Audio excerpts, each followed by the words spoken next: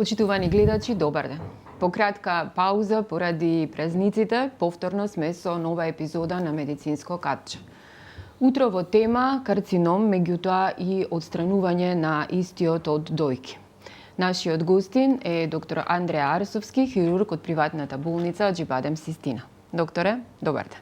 Добар ден на вас и поздрав и добар ден на сите гледачи. Најавив што ќе биде денеска тема на нашиот разговор, тоа е карциномот на дојка, новите оперативни зафати. Ајде најпрво околу бројката. Се зголемува ли карциномот на дојка во Македонија и каде сме во однос на европски рамки? Знам дека немаме некоја прецизна статистика, меѓутоа еве што вели вашето искуство. Точно, за жал немаме прецизна статистика, но и на глобално ниво карциномот на дојка е со еден тренд на пораст на секаде, значи тоа е еден глобален феномен и секако дека Македонија не може да биде надвор од тој тренд.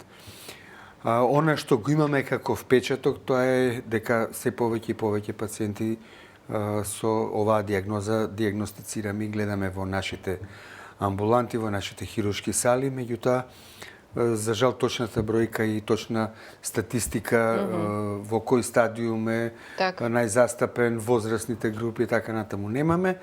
Иако треба да се нагласи дека сепак мислам дека малку успеваме во еден поран стадиум да ги откриеме, иако тоа е далеку од задоволително во однос на она што се прави во развиените здравствени системи и секако впечаток дека возрастната група за жал се јавува се повеќе и повеќе и кај помладите жени. Да, тоа ми беше следното прашање, дали бидејќи општа некаква статистика нема, меѓутоа она што го велат и вашите колеги дека не само карциномот на дојка, меѓутоа и другите карциноми се јавуваат кај се помлади пациенти. Имаме ли некоја возраст од прилика и која е најмладата пациентка која што сте оперирале, односно направена е мастектомија? Јас лично најмладата пациентка имаше неполни 19 години. Од она што го знам, мислам дека најмладата во Македонија до сега имала неполни 18 години во моментот на откривањето. Тоа се сепак ретко е во таа возраст, меѓутоа веќе во возраста помеѓу 27-8 и нагоре, во наредната, во четвртата декада имаме се поголем број на пациенти кои што се млади. Да речеме, јас кога учев, пикот беше помеѓу 60-та и 70-та година, сега секако е тоа спуштено. За типовите на операции, хирургијата овде се развива се повеќе.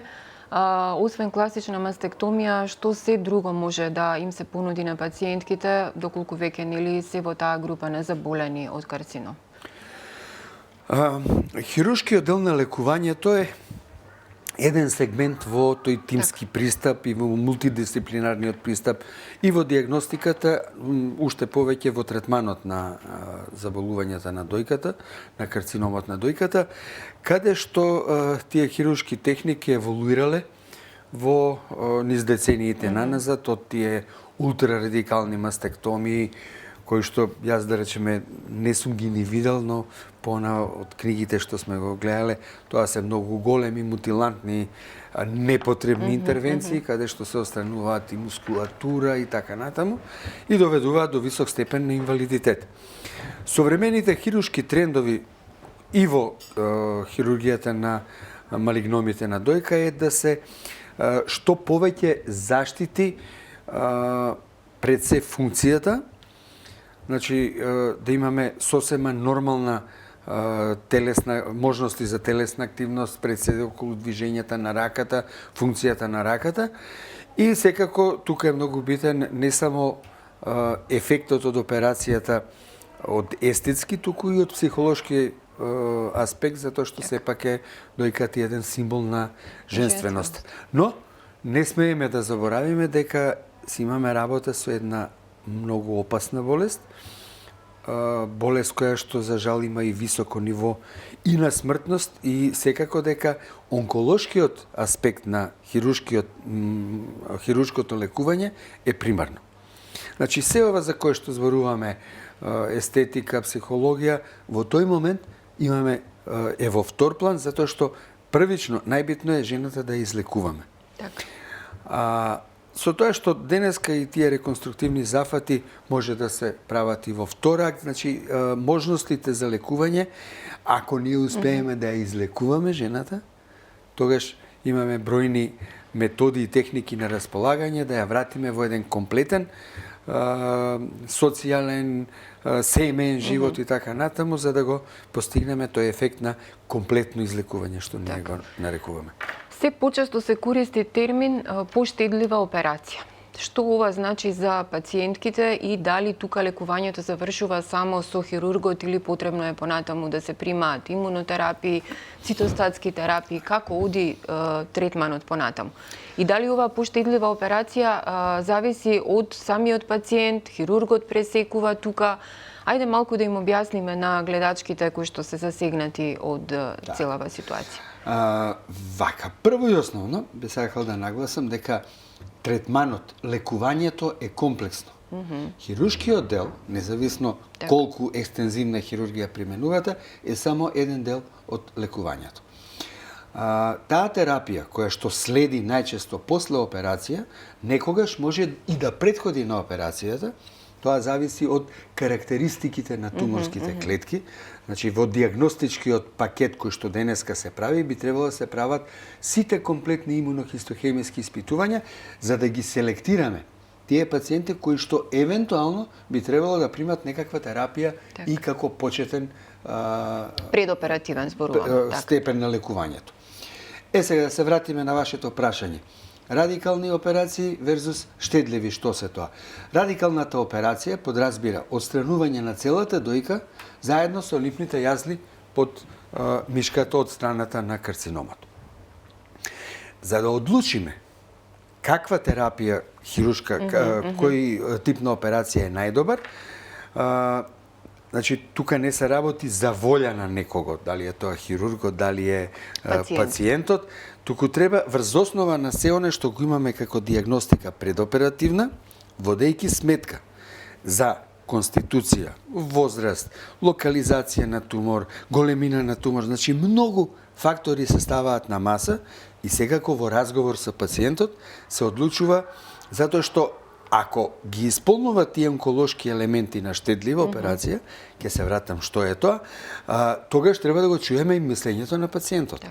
Имаме пациенти кои што инсистираат на радикални интервенции, инсистираат некои дури на превентивно отстранување и на другата дојка, која што има и резон во некои ситуации, не секогаш. Значи, треба да го чуеме и мислењето на пациентот. Некои пак инсистираат, ве молам, докторе, нешто да се чуваме. Сега, колкава е дојката? Каква е конституцијата на таа дојка? Каде е локализиран туморот? Значи, постојат и многу субјективни фактори кои што ние треба да му ги објасниме на пациентот и тогаш заеднички да се договориме каков тип на операција, примарно водејќи сметка, значи компромис, ако не имаме лошо лекување, тука не сме да има. Но, ако онколошките моменти овозможуваат да ние имаме избор на методи, тогаш е тоа во ред. Што се штедливи операции? Тоа се операции кога се отстранува дел од дојката. Најчесто се пременуваат така наречени квадрантектомии, значи отстранување на еден квадрант, условно речено четвртина на дојката, или пак тие проширени туморектомии, односно ломпектомии, каде се отстранува туморот во здраво, значи зависно од треба да има најчесто околу 2 до 3 сантиметри во здраво. И пак ќе се вратам, тука се битни сите тие фактори за да ние можеме да советуваме и да разговараме со пациентот околу изборот на методата. Одека некои пациенти, примерно ако имаме голем тумор, централно поставен, нема тука што да се разговара. Тука апсолутно избор е радикалната мастектомија.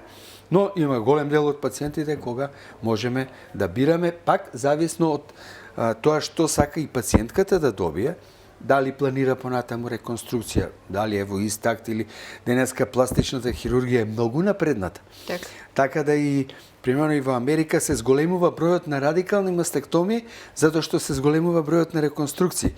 И со убава естетска реконструкција вие може да постигнете извонедни ефекти. вклучам и голем дел од здравите жени, Така. од, не знам, естрадата и така натаму, денеска се подвргнуваат на такви реконструктивни зафати, подигање на дојките, зголемување и така натаму, кога имаме навистина извонени резултати. И таа реконструкција после онколошка хирургија денеска дава навистина извонени резултати. И за среќа се почесто и почесто ги имаме во нашиот репертоар хируршки. Со какви се стравови се соочуваат пациентките еве кога ќе дојдат кај вас на операција? Што се им се врти низ глава? А има ли некои што се надежни? Како реагираат кога им соопштите дека мора да има или мастектомија комплетна без разлика на хируршката? Знаете, таа диагноза представува шок за секој, за секоја жена и за околината. Така. И тука веднаш во еден момент се поставуваат многу прашања. Пред се прашањето на преживување, на излекување. Второ, како понатаму? Социјалниот, естетскиот, сексуалниот, семејниот, професионалниот аспект на живењето, сето тоа одеднаш се руши тој свет во кој што нормално пациентот е научен да функционира. И тука е голема улогата на лекарите, најчесто ние хирурзите и први се сретнуваме со овие пациенти, не да им се дава некакво лажно смирување, туку објективно да се постават работите, да се објасни дека тоа е болест која што денеска може навистина успешно да се лекува, затоа е потребно што порана фаза да се откријат и дека со современите начини на лекување ние можеме жената да ја вратиме за она што веќе зборував во еден комплетно нормален аспект на живење од сите аспекти. Потребно е да се предочи природата на болеста, да се објективно да се објаснат сите можности на лекување и успесите во лекувањето. Затоа што денеска, навистина, карциномот на дојката се уште има висок процент на смртност, меѓутоа тоа е најчесто кај касно откриените или кај дел кај што имаме навистина многу висок малигни потенцијал на самите карциноми. А инаку бројот на излекувани жени кои што се вратени во сосема нормален живот е навистина голем и јас многу убаво се чувствувам кога, одејќи во град или во некоја продавница, некој ќе ве поздрави, кој што не се ни сеќавате, дека, докторе, сте ме оперирале пред 20 години, пред не знам волку години. Тоа ви дава едно убаво чувство дека може да се изборуваме, да се бориме со оваа болест и да ја победиме. Докторе, што треба околу превентивните прегледи? Најпрво ајде да позборуваме околу тоа колку е битна превенцијата, а следното прашање ми е во неколку наврати спомнавме реконструкција. Колку време треба да помине од оперативниот зафат, па пациентката после тоа да ги реконструира дојките? Прво да одговорам на првиот дел. Раното откривање е клучот на секој здравствен систем во постигнување на поголеми успеси во борба со малигните заболувања, вклучително за карциномот на дојката. Тој скрининг релативно лесно може да се спроведе, но ако се спроведува како што треба. Значи, постојат принципи на организирање на скринингот. Не како јас мислам или како некој така има друг стандарди. Значи, тоа се знае у светот како се работи, потребно е одредено ниво на базична апаратура, потребна е добра едукација и на техничарите и на лекарите кои што се бават со тој скрининг и да се организира по сите принципи, поготово Македонија е мала земја, мислам дека навистина жалосно е што тој скрининг се уште, ние веќе повеќе од 25 години го вергламе, ја вергламе истата тема, за жал скрининг како што треба немаме.